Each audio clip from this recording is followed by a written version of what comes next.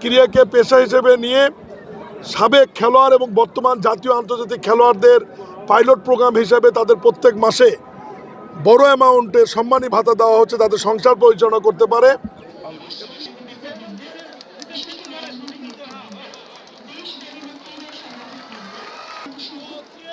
আমরা দুইজন মিলে একটি স্থান নির্ধারণ করেছি, স্থানটি গোপনই থাক।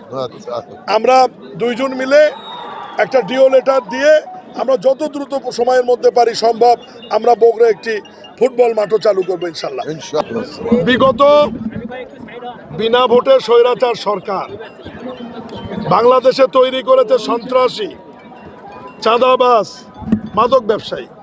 সেখানে বিএনপি সরকার মানুষের ভোটে নির্বাচিত হওয়ার পর নির্বাচনী যে কমিটমেন্ট ছিল মাননীয় প্রধানমন্ত্রী জনাব তারেক রহমানের, ফ্যামিলি কার্ড, কৃষক কার্ড, শিক্ষা, কর্মসংস্থান, বৃক্ষরোপণ, খাল খনন, ইমাম মসজিদদের বেতন ভাতা এবং খেলাধুলায় কে পেশা হিসেবে নিয়ে খেলাধুলা চালু করা, সেটা ইতিমধ্যেই ওই কর্মসূচিগুলি পাইলট আকারে শুরু হয়েছে। ইতিমধ্যেই বাদশা ভাই তার বক্তব্যে বলেছে, ক্রীড়াকে পেশা হিসেবে নিয়ে সাবেক খেলোয়াড় এবং বর্তমান জাতীয় আন্তর্জাতিক খেলোয়াড়দের পাইলট প্রোগ্রাম হিসেবে তাদের প্রত্যেক মাসে বড় অ্যামাউন্টে সম্মানী ভাতা দেওয়া হচ্ছে, তাদের সংসার পরিচালনা করতে পারে।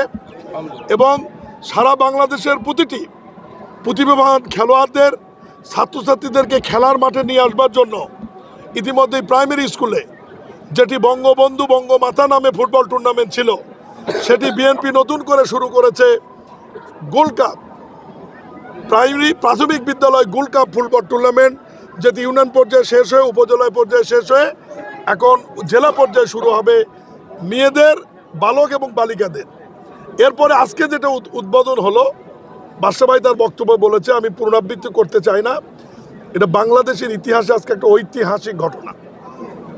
নতুন কুড়ির মাধ্যমে মহান স্বাধীনতার ঘোষক শহীদ রাষ্ট্রপতি জিয়াউর রহমান যেভাবে প্রতিভাবান সাংস্কৃতিক কর্মী, আবৃত্তিকার, কবিতা লেখক, কবি, সাহিত্যিক বাংলাদেশে বিনির্মাণ করেছিলেন, যেটির ধারাবাহিকতা আমাদের শ্রদ্ধেয় নেত্রী বেগম খালেদা জিয়া রক্ষা করেছিলেন, ওই নতুন কুড়িতে নতুন করে আবার চালু হবেই।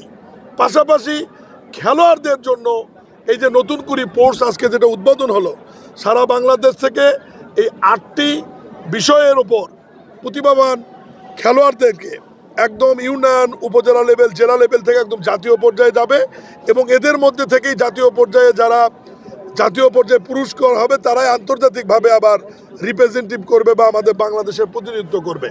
তো সেই কারণে মনে করি যে আজকে আপনারা খেয়াল করেন, মাননীয় প্রধানমন্ত্রী ইচ্ছা করলে কিন্তু এটা ঢাকাতেও উদ্বোধন করতে পারতেন। উনি কিন্তু একটা বিভাগীয় শহরে সিলেটে গিয়ে একদম বিভাগ, জেলা এবং উপজেলার মানুষকে উৎসাহিত করবার জন্য উনি সেখানে গিয়ে উদ্বোধন করছেন এবং ওনার সাথে 63টি জেলার আমরা সংযুক্ত রয়েছিলাম এবং আমরাও পাশাপাশি এখানে উদ্বোধন করলাম এবং এটার মাধ্যমে আজ থেকে এটার কার্যক্রম শুরু হলো।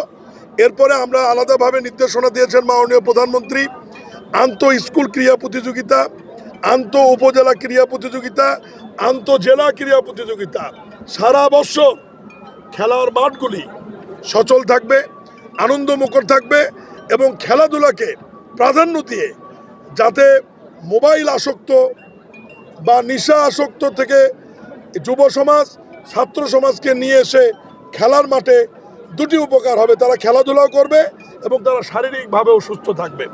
এ ব্যাপারে আপনার সাংবাদিকদের বাইরে আমার সহায়তা চাই যে আপনারা আমাদেরকে সহায়তা করবেন যাতে খেলার ইভেন্টগুলোকে সবসময় প্রচার করবেন। এবং বগুড়াবাসীর জন্য সুখবর যে আমাদের এই শহীদ চান্দু স্টেডিয়াম, যেটি মরহুম আরাফাত রহমান কোকোর হাত ধরে বগুড়াবাসী উপহার পেয়েছিল, এই মাঠে আগামী 8 এবং 9 জুন আন্তর্জাতিক ক্রিকেট টুর্নামেন্ট অনুষ্ঠিত হবে।